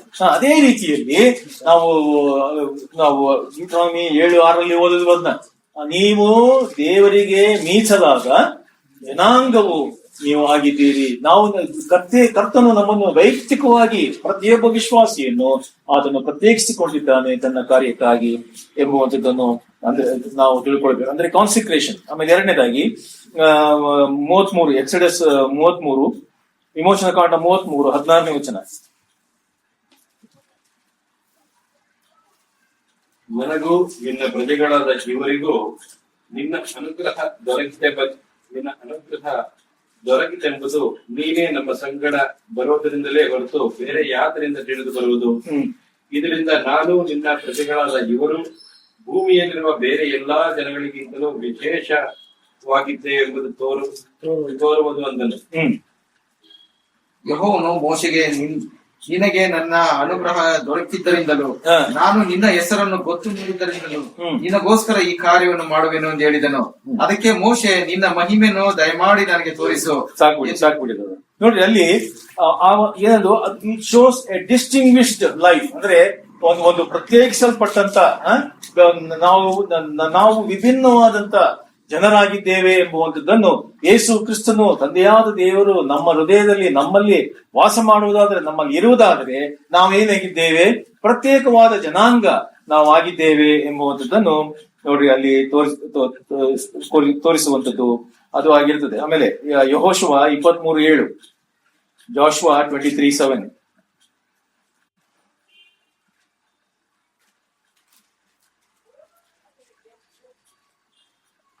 ಉಳಿದಿರುವ ಜನಾಂಗಗಳ ಜೊತೆಯಲ್ಲಿ ಸೇರಿಕೊಳ್ಳಬೇಡಿರಿ. ಅವರ ದೇವತೆಗಳ ಹೆಸರು ಹೇಳಿ ಆರಾಧಿಸಲು ಪ್ರಮಾಣ ಮಾಡಲು ಬಾರದು. ಅವುಗಳಿಗೆ ಅಡ್ಡ ಬಿದ್ದು ಸೇವಿಸಲೂ ಬಾರದು. ಈವರೆಗೆ ಹೇಗೋ ಹಾಗೆ ಇನ್ನು ಮುಂದಕ್ಕೆ ನಿಮ್ಮ ದೇವರಾದ ಯೆಹೋವನನ್ನೇ ಹೊಂದಿಕೊಂಡಿರಿ. ಯೆಹೋವನು ಮಹಾಪರಾಕ್ರಮಿಗಳಾದ ಜನಾಂಗಗಳನ್ನು ನಿಮ್ಮೆದುರಿನಿಂದ ಓಡಿಸಿ ಬಿಟ್ಟಿದ್ದಾನೆ. ನಿಮ್ಮ ಮುಂದೆ ಈವರೆಗೆ ಒಬ್ಬನೂ ನಿಲ್ಲಲಿಲ್ಲವಲ್ಲ. ನಿಮ್ಮ ದೇವರಾದ ಯೆಹೋವನು ತನ್ನ ವಾಗ್ದಾನದಂತೆ ನಿಮಗೋಸ್ಕರ ಯುದ್ಧ ಮಾಡಿದ್ದರಿಂದ ನಿಮ್ಮಲ್ಲಿ ಒಬ್ಬನು 1000 ಜನರನ್ನು ಓಡಿಸುವುದಕ್ಕೂ ಶಕ್ತನಾದನು. ಅಲ್ಲಿ ನಾವು ಮೇಲೆ ಓದಿದ್ವಿ, ಏನಂತ ಓದಿದ್ವಿ, ನೀವು ಅವರ ಒಟ್ಟಿಗೆ ಏನ್ ಮಾಡಬಾರ್ದಂತೆ, ಸೇರಿಕೊಳ್ಳಬೇಡ್ರಿ. ಈ ಜನಾಂಗಗಳ ಜೊತೆಯಲ್ಲಿ ಸೇರಿಕೊಳ್ಳಬೇಡ್ರಿ. Not associating with the unbelievers, ಅಂದ್ರೆ ಅವಿಶ್ವಾಸಿಗಳೊಡನೆ, ಈ ಲೋಕದವರೊಡನೆ ಯಾವುದೇ ವ್ಯವಹಾರಗಳಲ್ಲಿ ನೀವು ಸೇರಿಕೊಳ್ಳಬೇಡ್ರಿ ಎಂಬುದಾಗಿ ಸ್ಪಷ್ಟವಾಗಿ ನೋಡ್ರಿ ಪ್ರತ್ಯೇಕತೆಯನ್ನು ಯೆಹೋಶುವನ ಪುಸ್ತಕದಲ್ಲಿ ನಾವು ನೋಡುವಂತವರು ಆಗಿದ್ದೇವೆ. ನೋಡ್ರಿ, ಇಸ್ರಾಯೇಲ್ಯರ ಜೀವಿತದಲ್ಲಿ ನಾವು ವಾಕ್ಯದಲ್ಲಿ ನೋಡುವಾಗ, ಹಳೆ ಒಡಂಬಡಿಕೆಯಲ್ಲಿ ನೋಡುವಾಗ, ದೇವರು ಅವರಿಗೆ ಕೊಟ್ಟಂತ ಆಜ್ಞೆ ಮತ್ತು ಎಲ್ಲಾ ರೀತಿಯ ವಿಧಾನಗಳನ್ನು ನಾವು ನೋಡುವಾಗ ಅಲ್ಲಿ ಏನಾಗಿತ್ತು, ಎಲ್ಲದರಲ್ಲಿ ಪ್ರತ್ಯೇಕತೆಯನ್ನು ವ್ಯಕ್ತಪಡಿಸಿದ್ದನ್ನು, ತಿಳಿಸಿದ್ದನ್ನು ನಾವು ನೋಡ್ತೇವೆ. ಎಲ್ಲ ವಿಚಾರದಲ್ಲಿ ಅವರು ತಮ್ಮ ಜೀವಿತವನ್ನು ಹೊಲಸು ಮಾಡಿಕೊಂಡ್ರೆ ಅದನ್ನು ಸರಿಪಡಿಸಿಕೊಳ್ಳುವವರೆಗೆ ಏನ್ ಮಾಡ್ಬೇಕಂತೆ, ಅವರು ಹೊರಗಡೆ ಹೋಗ್ಬೇಕಿತ್ತು. ಇಷ್ಟು ದಿವಸ ಅವನು ಹೊರಗಿರ್ಬೇಕು, ಸಾಯಂಕಾಲದವರೆಗೆ ಅವನು ಹೊರಗಿರ್ಬೇಕು, ತನ್ನನ್ನು ಶುದ್ಧಪಡಿಸಿಕೊಂಡು ಒಳಗೆ ಬರಬೇಕು. ಅನೇಕ ವಿಚಾರಗಳು ದೈಹಿಕ ಸಂಗತಿಗಳಲ್ಲಿಯೂ ಕೂಡ ಎಲ್ಲದರಲ್ಲಿ ಅಲ್ಲಿ ಪ್ರತ್ಯೇಕತೆಯನ್ನು ಅಲ್ಲಿ ವ್ಯಕ್ತಪಡಿಸಿದ್ದನ್ನು ನಾವು ನೋಡುವಂತವರಾಗಿದ್ದೇವೆ. ಹಂಗಾದ್ರೆ ಇಸ್ರಾಯೇಲ್ಯರಿಗೆ ಇದ್ದದ್ದು ಅದೇನು, ದೈಹಿಕವಾದಂತಹ ಒಂದು ಪ್ರತ್ಯೇಕತೆ ಅವರಲ್ಲಿ ಇತ್ತು. ಆದ್ರೆ ವಿಶ್ವಾಸಿಯಲ್ಲಿ ಇರುವಂತದ್ದೇನು, ಒಂದು ಆತ್ಮೀಕವಾದಂತ ಪ್ರತ್ಯೇಕತೆಯನ್ನು ಅದು ವ್ಯಕ್ತಪಡಿಸುವಂತದ್ದು ಆಗಿದೆ. ನೀವು ಈಗಿನ ಯಹೂದ್ಯರುಗಳನ್ನು ನೋಡ್ರಿ, ಈಗಿರುತ್ತೆ ಯಹೂದ್ಯರುಗಳು, ಅವರಲ್ಲಿ ಏನಾಗಿದೆ ಅಂದ್ರೆ ಆ ಪ್ರತ್ಯೇಕತೆ ಎಂಬುವಂಥದ್ದು ಅದು ಅವರ ದೇಹದಲ್ಲಿ ಹುದುಗಿ ಹೋಗಿದೆ. ಇವತ್ತಿಗೂ ಕೂಡ ಅವರು ಅನ್ಯ ಜನರನ್ನು ಮುಟ್ಟಿಸ್ಕೊಳ್ಳುವುದಿಲ್ಲ. ಅವರು ಇವತ್ತಿನವರೆಗೂ ಅವರ ಪ್ರತ್ಯೇಕತೆಯನ್ನು ಅವರು ಪಾಲಿಸುತ್ತಾ ಬಂದಿರುತ್ತಾರೆ. ಆದ್ರೆ ಸತ್ಯ ಅವರಿಗೆ ಇನ್ನೂ ಪ್ರಕಟವಾಗಲಿಲ್ಲ. ಆದ್ರೆ ಅವರು ಮಾಡುತ್ತಿರುವ ಕಾರ್ಯ ದೇವರ ಧರ್ಮಶಾಸ್ತ್ರದ ಪ್ರಕಾರವಾಗಿ ನೋಡ್ರಿ ಆ ಪ್ರತ್ಯೇಕತೆಯನ್ನು ಇವತ್ತಿನವರೆಗೂ ಅವರು ಪಾಲಿಸುವಂತವರಾಗಿದೆ. ಹಾಗಾದ್ರೆ ಆತ್ಮೀಕ ಜನರಾದಂತ ನಾವು ಪ್ರತ್ಯೇಕತೆ, ಹೊಸ ಒಡಂಬಡಿಕೆಯ ಪ್ರತ್ಯೇಕತೆ ಅದು ಏನೆಂಬುದನ್ನು ಸ್ಪಷ್ಟವಾಗಿ ನಾವು ಗ್ರಹಿಸಿಕೊಳ್ಳುವಂಥದ್ದು ಅವಶ್ಯಕ ಅದು ಆಗಿರುತ್ತದೆ. ಆದ್ರಿಂದ ನಾವು ನಾಟ್ ಟು ಮೇಕ್ ಟ್ರೀಟಿ ಅಥವಾ ಒಂದು ರಾಜಿಯನ್ನಾಗ್ಲಿ ಒಂದು ಸಂಧಾನವನ್ನಾಗ್ಲಿ ನಾವು ಇತರರೊಂದಿಗೆ ಮಾಡಿಕೊಳ್ಳದೆ ಜೀವಿಸುವಂಥದ್ದು ಅವಶ್ಯಕವಾಗಿದೆ ಎಂಬುವಂಥದ್ದನ್ನು ದೇವರ ವಾಕ್ಯ. ಆದ್ರೆ ವಿಶ್ವಾಸಿಗಳಲ್ಲಿ ಏನಾಗಿದೆ, ನಾವು we will not live in isolation life. ಅಂದ್ರೆ ಏನು, ಬೇರೆಯವರೊಟ್ಟಿಗೆ ಸೇರಬಾರ್ದು, ಹಾಗಾದ್ರೆ ನಾವು ಪ್ರತ್ಯೇಕವಾಗಿ ಎಲ್ಲಾರು ಇದ್ಬಿಡ್ಬೇಕಾ, ಹಂಗಲ್ಲ ಅರ್ಥ. ಅದರ ಅರ್ಥ ಏನು, it is not an isolation. ಆದ್ರೆ ವಿಶ್ವಾಸಿ ಇತರ ಲೋಕದವರೊಂದಿಗೆ ಅಲ್ಲಿ ಜೀವಿಸುವಂತವನು ಆಗಿದ್ದಾನೆ. ಎಲ್ಲಾ ರೀತಿಯಲ್ಲಿ ವ್ಯವಹಾರಗಳನ್ನು ಮಾಡಬೇಕು, ಹೋಗ್ಬೇಕು, ಬರಬೇಕು, ಒಂದು ಆಫೀಸ್ ನಲ್ಲಿ ಕೆಲಸ ಮಾಡಬೇಕು, ಇದರೊಂದಿಗೆ ಮಾತಾಡಬೇಕು, ಫ್ರೆಂಡ್ಶಿಪ್ ಮಾಡಬೇಕು, ಎಲ್ಲವೂ ಇದೆ. ಆದರೆ ವಿಶ್ವಾಸಿಯ ಜೀವಿತದಲ್ಲಿ ಏನಿದೆ, ದೇರ್ ಇಸ್ ಅನ್ ಇನ್ಸುಲೇಷನ್. ಏನದು ಇನ್ಸುಲೇಷನ್ ಅಂದ್ರೆ ಏನು? ಈಗ ಒಂದು ಎಲೆಕ್ಟ್ರಿಕ್ ವೈರ್ ಇರ್ತದೆ, ಆ ಎಲೆಕ್ಟ್ರಿಕ್ ವೈರ್ಗೆ ಏನ್ ಮಾಡಿರ್ತಾರೆ, ಅದು ಶಾಕ್ ಹೊಡಿತದೆ ಅಂತ ಏನ್ ಮಾಡಿರ್ತಾರೆ, ಇನ್ಸುಲೇಷನ್ ವೈರ್ ಒಳಗೊಂದು, ಅದರ ಮೇಲೊಂದು, ಅದರ ಮೇಲೆ ಇನ್ನೊಂದು ರಬ್ಬರ್ ವೈರ್ಗಳು ಅದನ್ನ ಹಾಕಿ ಶಾಕ್ ಹೊಡೆಯದಂತೆ ಅದು ಮಾಡ್ತಾರೆ. ಅದೇ ರೀತಿಯ ವಿಶ್ವಾಸೀಯ ಜೀವಿತ. Separation means insulation in a believers life. ನಾವು ಏನೇ ಆದ್ರೂ ಕೂಡ ನಾವು ಇತರರೊಂದಿಗೆ ನಾವು ಲೋಕದಲ್ಲಿ ಇದ್ದರೂ ಕೂಡ ಲೋಕಕ್ಕೆ ನಾವು ಅಂಟಿಕೊಳ್ಳುವಂತವರಲ್ಲ, ಲೋಕದ ವ್ಯವಹಾರಗಳಲ್ಲಿ ಅಂಟಿಕೊಳ್ಳುವಂತವರಲ್ಲ, ಲೋಕದ ಪಾಪಕ್ಕೆ ನಾವು ಬಿದ್ದು ಹೋಗುವಂತವರಲ್ಲ, ಲೋಕದ ಜನರೊಂದಿಗೆ ನಾವು ಕಾಂಪ್ರಮೈಸ್ ಅನ್ನು ಮಾಡಿಕೊಳ್ಳುವಂತವರಲ್ಲ ಎಂಬುವಂತಹ ಸತ್ಯವನ್ನು ನಾವು ಸ್ಪಷ್ಟವಾಗಿ ಗ್ರಹಿಸಿಕೊಳ್ಳುವುದಾದ್ರೆ ನೋಡ್ರಿ, ನಾವು ಕರ್ತನಿಗಾಗಿ ಉಪಯೋಗಿಸಿಕೊಳ್ಳಿಕ್ಕೆ ಸಾಧ್ಯತೆ ಉಂಟಾಗ್ತದೆ ಎಂಬುವಂಥದ್ದನ್ನು ದೇವರ ವಾಕ್ಯ ಸ್ಪಷ್ಟವಾಗಿ ನಮಗೆ ತಿಳಿಸುವಂಥದ್ದು ಅದು ಆಗಿರ್ತದೆ. ಆದ್ರಿಂದ ಪ್ರಿಯರೇ, ನಾವು ನೋಡಿದಂತ ಕೆಲವು ಅಂಶಗಳಲ್ಲಿ ನಾವು ನಮ್ಮನ್ನು ಪರೀಕ್ಷಿಸಿಕೊಳ್ಳಬೇಕು ಎಂಬುವಂಥದ್ದನ್ನು ನಾವು ಗ್ರಹಿಸಿಕೊಳ್ಳೋಣ. ಯೋಹಾನ ಸುವಾರ್ತೆ 15ನೇ ಅಧ್ಯಾಯ 19ನೇ ವಚನ, ಹೊಸ ಒಡಂಬಡಿಕೆಯ ಟೀಚಿಂಗ್ ಆನ್ ಸಪರೇಷನ್. ನೀವು ಲೋಕದ ಕಡೆಯವರಾಗಿರುತ್ತಿದ್ದರೆ ಲೋಕವು ನಿಮ್ಮ ಮೇಲೆ ತನ್ನವರೆಂದು ಮಮತೆ ಇಡುತ್ತಿತ್ತು. ಆದರೆ ನೀವು ಲೋಕದ ಅಲ್ಲದೆ ಇರುವುದರಿಂದಲೂ ನಾನು ನಿಮ್ಮನ್ನು ಲೋಕದೊಳಗಿಂದ ಆರಿಸಿ ತೆಗೆದುಕೊಂಡಿರುವುದರಿಂದಲೂ ಲೋಕವು ನಿಮ್ಮ ಮೇಲೆ ದ್ವೇಷ ಮಾಡುತ್ತದೆ. ದಣಿಗಿಂತ ಆಳು ದೊಡ್ಡವನಲ್ಲ ಎಂಬುದಾಗಿ ನಾನು ನಿಮಗೆ ಹೇಳಿದ ಮಾತನ್ನು ಜ್ಞಾಪಕ ಮಾಡಿಕೊಳ್ಳಿರಿ. ಅವರು ನನ್ನನ್ನು ಹಿಂಸೆ ಪಡಿಸಿದರೆ ನೀವು ಸಹ ಹಿಂಸೆ ಪಡಿಸುವರು. ಅವರು ನನ್ನ ಮಾತನ್ನು ಕೈಗೊಂಡು ನಡೆದರೆ ಸಾಕ್ಬಿಡಿ. ನೋಡಿ, ದೇವರು ನಮ್ಮನ್ನು ಈ ಲೋಕದಿಂದ ನಮ್ಮನ್ನು ಪ್ರತ್ಯೇಕ ಪಡಿಸಿದ್ದಾನೆ. ನಾವು ಈ ಲೋಕದವರಲ್ಲ, ಈ ಲೋಕದಿಂದ ತೆಗೆಯಲ್ಪಟ್ಟಿದ್ದೇವೆ. ನಾವು ಈ ಲೋಕದಲ್ಲಿ ಕರ್ತನಿಗಾಗಿ ಪ್ರತ್ಯೇಕವಾಗಿ ಜೀವಿಸುವಂತವರೇ ಹೊರತು ಈ ಲೋಕದಲ್ಲಿ ನಾವು ಕಾಂಪ್ರಮೈಸ್ ಮಾಡಿಕೊಂಡು ಜೀವಿಸುವಂತವರಲ್ಲ ಎಂಬುದನ್ನು ಸ್ಪಷ್ಟವಾಗಿ ವಾಕ್ಯವು ನಮಗೆ ಬೋಧಿಸುತ್ತದೆ. ಇಬ್ರಿಯ 7:26. ಇಬ್ರಿಯ 7:26. ಇಂಥವನೇ ನಮಗೆ ಬೇಕಾದ ಮಹಾಯಾಜಕನು. ಈತನು ಪರಿಶುದ್ಧನು, ನಿರ್ದೋಷಿಯು, ನಿಷ್ಕಲಂಕನು, ಪಾಪಿಗಳಲ್ಲಿ ಸೇರದೆ ಪ್ರತ್ಯೇಕವಾಗಿರುವವನು, ಆಕಾಶ ಮಂಡಲಗಳಿಗಿಂತ ಉನ್ನತದಲ್ಲಿರುವವನು ಆಗಿರುವುದು. ನೋಡಿ, ಯಾವ ರೀತಿ ಯೇಸು ಕ್ರಿಸ್ತನು ಕುರಿತಾಗಿ ಅಲ್ಲಿ ಹೇಳಲ್ಪಟ್ಟಿದೆಯೋ ಅದೇ ರೀತಿ ವಿಶ್ವಾಸಿಯು ಏನಂತವನು, ವಿಶ್ವಾಸಿ ಪಾಪಿಗಳಲ್ಲಿ ಸೇರದೆ ಪ್ರತ್ಯೇಕವಾಗಿ ಇರುವಂತವನು ಎಂಬುವಂಥದ್ದನ್ನು ವಾಕ್ಯ ಸ್ಪಷ್ಟವಾಗಿ ನಮಗೆ ತಿಳಿಸುವಂಥದ್ದು ಅದು ಆಗಿರುತ್ತದೆ. 2 ಕೊರಿಂಥ 6:14 ನಾವು ಓದಿದ್ವಲ್ಲ, ಅದು ಆಗ್ಲೇ ಇಹಲೋಕದೊಂದಿವರೆಗೆ ಸೇರಿ ಜೊತೆಗಳು ಆಗಬೇಡ್ರಿ. ಯೆಹೋಶುವನ ಪತ್ರಿಕೆಯಲ್ಲಿ, ಯೆಹೋಶುವನ ಗ್ರಂಥದಲ್ಲಿಯೂ ಕೂಡ ನಾವು ಅದನ್ನು ನೋಡಿದೆವು. 23ನೇ ವಚನ, 23ನೇ ಅಧ್ಯಾಯ 12ನೇ ವಚನ ಓದಿ ಬ್ರದರ್. ಯೆಹೋಶುವ 23:12. ದೇವರಿಗೆ ವಿಮುಖರಾಗಿ ನಿಮ್ಮ ಮಧ್ಯದಲ್ಲಿ ಉಳಿದಿರುವ ಈ ಜನಾಂಗಗಳೊಡನೆ ಕೊಟ್ಟು ತಂದು ಮಿಶ್ರವಾದರೆ ನಿಮ್ಮ ದೇವರಾದ ಯೆಹೋವನು ಅವರನ್ನು ನಿಮ್ಮ ಎದುರಿನಿಂದ ಹೊರಡಿಸುವುದೇ ಇಲ್ಲವೆಂದು ತಿಳಿದುಕೊಂಡಿರಿ. ಅವರೇ ನಿಮಗೆ ಉರುಳು ಬೋನು ಆಗುವರು. ಅವರು ಪಕ್ಷಿ ಹೊಡೆಯುವಂತೆ ಕೊರಡೆಯಂತೆಯೂ ಕಣ್ಣು ಚುಚ್ಚುವ ಮುಂಡಿನಂತೆಯೂ ಇರುವರು. ಕಡೆಯಲ್ಲಿ ನಿಮ್ಮ ದೇವರಾದ ಯೆಹೋವನು ನಿಮಗೆ ಕೊಟ್ಟ ಈ ಉತ್ತಮ ದೇಶದಲ್ಲಿ ಇಲ್ಲದಂತಾಗುವಿರಿ. ಭೂಲೋಕದವರೆಲ್ಲರೂ ಹೋಗುವ ಮಾರ್ಗವನ್ನು ನಾನು ಈಗ ಅನುಸರಿಸಬೇಕು. ನಿಮ್ಮ ದೇವರಾದ ಯೆಹೋವನು ನಿಮ್ಮ ವಿಷಯ ಸಾಕು ಮೊದಲೇ ಓದೋದಲ್ಲ, ಫಸ್ಟ್ ಓದಿ 23:12. ನೀವು ನಿಮ್ಮ ದೇವರಿಗೆ ವಿರುದ್ಧರಾದರೆ ನಿಮ್ಮ ಮಧ್ಯದಲ್ಲಿ ಉಳಿದಿರುವ ಈ ಜನಾಂಗಗಳೊಡನೆ ಕೊಟ್ಟು ತಂದು ಮಿಶ್ರವಾದರೆ ನಿಮ್ಮ ದೇವರಾದ ಯೆಹೋವನು ಅವರನ್ನು ನಿಮ್ಮ ಎದುರಿನಿಂದ ಹೊರಡಿಸುವುದೇ. ನೋಡ್ರಿ, ಪ್ರತ್ಯೇಕತೆ ಏನದು, ಮಿಶ್ರವಾಗಬಾರದು, ಇತರರೊಂದಿಗೆ ಸೇರಿ ನಾವು ಜೋಡಾಗಬಾರದು, ಎಲ್ಲ ಒಂದೇ ಅರ್ಥ ಅದು ಕೊಡುವಂಥದ್ದು ಅದು ಆಗಿರ್ತದೆ. ಅದರಿಂದ ಕ್ರಿಸ್ತನ ಮೇಲೆ ನಂಬಿಕೆ ಇಡದಂತ ಅನ್ಯರು, ಅನ್ಬಿಲೀವರ್ಸ್ ಗಳ ಜೊತೆಯಲ್ಲಿ ಒಬ್ಬ ವಿಶ್ವಾಸಿಯ ಬಿಹೇವಿಯರ್ ಅಥವಾ ಯಾವ ರೀತಿ ಪ್ರತ್ಯೇಕತೆಯನ್ನು ಅದನ್ನು ವ್ಯಕ್ತಪಡಿಸುತ್ತಾನೆ ಎಂಬುವಂಥದ್ದನ್ನು ವಾಕ್ಯ ನಮಗೆ ಸ್ಪಷ್ಟವಾಗಿ ತಿಳಿಸುವಂತದ್ದಾಗಿ. ಇದು ಪ್ರತ್ಯೇಕತೆ ಅನ್ಯ ಜನರ ಮಧ್ಯದಲ್ಲಿ ಮಾತ್ರ ಅಲ್ಲ, ಆದ್ರೆ ವಾಕ್ಯ ಇನ್ನೂ ಅನೇಕ ವಿಶ್ವಾಸಿಗಳ ಮಧ್ಯದಲ್ಲಿಯೂ ಇದರ ಬಗ್ಗೆ ತಿಳಿಸುವಂತದ್ದಾಗಿದೆ. 1 ಕೊರಿಂಥ 5:11. 1 ಕೊರಿಂಥ 5:11.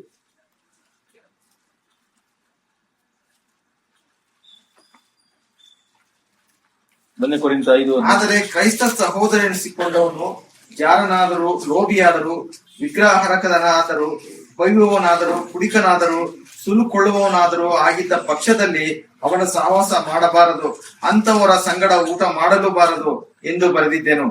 ಏನಂತ ಇದು? Back sliding believer. ಅವನು ವಿಶ್ವಾಸಿಯೇ, ಆದ್ರೆ ಅವನು ಏನೇನ್ ಮಾಡ್ತಾ ಇದ್ದಾನೆ ಓದಿ. ಲೋಭಿಯಾಗಿದ್ದಾನೆ. ಏನಂದ್ರೆ ಹಣದಾಸೆ. ಆಮೇಲೆ ಇನ್ನೇನು? ಹುಡುಕನಾಗಿದ್ದಾನೆ, ಸುಲುಕೊಳ್ಳುವವನಾದರೂ ಅಂತರ ಆಗಿದ್ದ ಪಕ್ಷದಲ್ಲಿ ಅವನ ಸಹವಾಸ ಮಾಡಬಾರದು, ಅಂತವರ ಸಂಗಡ ಊಟ ಮಾಡಲು ಬಾರದು ಎಂದು ಬರೆದಿದ್ದೆನು. ಅಂತವ್ರ ಸಂಗಡ ನೀವು ಇಂಥವನ್ ಜೊತೆ ನೀವು ಸೇರಿದ್ರೆ ಏನಾಗ್ತದೆ ಅವಾಗ? ಹೌದು, ಒಬ್ಬ ನೀತಿವಂತನ ಗುಡಾರದಲ್ಲಿ ಅನೀತಿವಂತನು ಒಂದು ವೇಳೆ ಸೇರ್ಕೊಂಡ್ರೆ, ಅದು ಕೀರ್ತನೆಯಲ್ಲಿ ಉಂಟು, ಸೇರ್ಕೊಂಡ್ರೆ ಏನಾಗ್ತದೆ? ಆ ನೀತಿವಂತನೂ ಕೂಡ ಏನಾಗ್ತಾನೆ? ಅವನು ಹೋಗ್ತಾನೆ. ಅದೇ ರೀತಿಯಲ್ಲಿ ಅಲ್ಲಿ ಹೇಳ್ತದೆ. ಆದ್ರಿಂದ ಅಂತ ವಿಶ್ವಾಸಿ ಅವನು ವಿಶ್ವಾಸಿ ಅಂತ ಹೇಳ್ಕೊಳಕ್ಕೆ ಆಗಲ್ಲ ಅವನು. ಅಂತವನು ಕೂಡ ನಾವು ಏನ್ ಮಾಡಬಾರ್ದಂತೆ? ನಾವು ಪ್ರತ್ಯೇಕತೆಯಲ್ಲಿ ಇರಬೇಕೆಂಬುದಾಗಿ ವಾಕ್ಯ ತಿಳಿಸ್ತದೆ. ಆಮೇಲೆ ರೋಮ 16:17, ರೋಮ 16:17.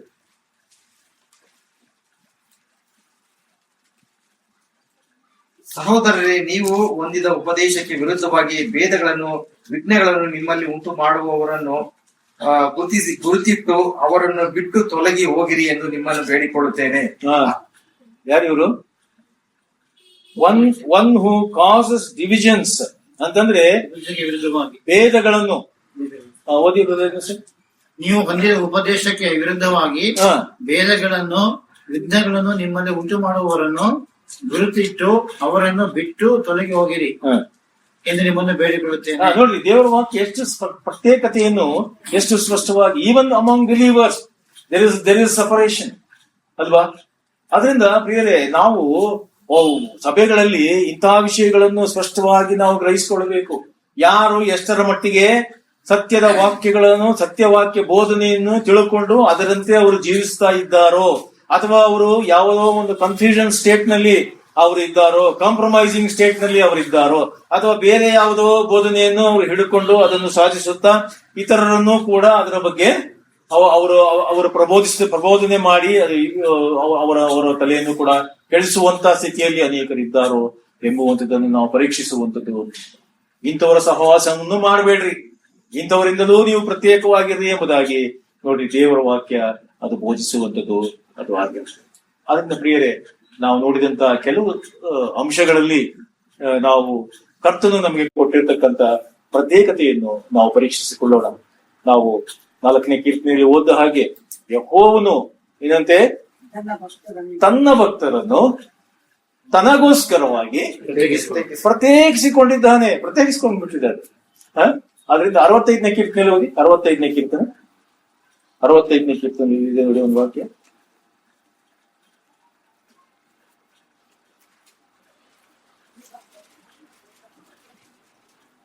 ದೇ 65ನೇ ಕೀರ್ತನೆ 4ನೇ ವಚನ. ನನ್ನ ಜೀವಮಾನದಲ್ಲೆಲ್ಲ ಹೀಗೆ ನಿನ್ನನ್ನು ಹಾಡಿ ಹಾರಿಸುತ್ತಾ ನಿನ್ನ ಹೆಸರೆತ್ತಿ ಕೈ ಮುಗಿವೆನು. ಮೃಷ್ಟಾನ್ನ ಭೋಜದಿಂದಲೋ ಎಂಬಂತೆ ನನ್ನ ಮನಸ್ಸು ಸಂತುಷ್ಟವಾಗಿರುವುದು. 65:4 ನಿನ್ನ ಅಂಗಳದಲ್ಲಿ ವಾಸಿಸುವನಾಗಿ ಸನ್ನಿಧಿಯಲ್ಲಿ ಸೇವೆ ಮಾಡುವುದಕ್ಕೋಸ್ಕರ ಯಾರನ್ನು ಆರಿಸಿಕೊಳ್ಳುತ್ತೀಯೋ ಅವರೇ ಧನ್ಯರು. ನೀನು ವಾಸಿಸುವ ಮಹಾಪವಿತ್ರಾಲಯದ ಸೌಭಾಗ್ಯದಿಂದ ಅವರಿಗೆ ನಮಗೆ ಸಂತೃಪ್ತಿಯಾಗಲಿ. ಯಾರನ್ನು ಏನಂತೆ ನಿನ್ನ ಅಂಗಳದಲ್ಲಿ ವಾಸಿಸುವವರಾಗಿದ್ದು ನಿನ್ನ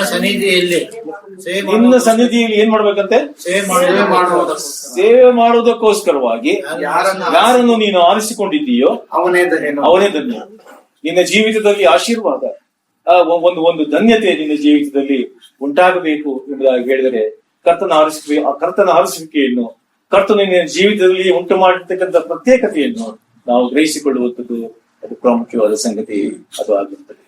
ಎಲ್ಲಿ ನಾವು ಆ ಪ್ರತ್ಯೇಕತೆಯನ್ನು ಬಿಟ್ಟಿದ್ದೇವೆಯೋ ಅದರ ಬಗ್ಗೆ ಸ್ಪಷ್ಟವಾಗಿ ನಾವು ಪರೀಕ್ಷಿಸಿಕೊಂಡವರಾಗಿ ನಮ್ಮನ್ನು ಸರಿಪಡಿಸಿಕೊಳ್ಳುವಂತೆ ದೇವರು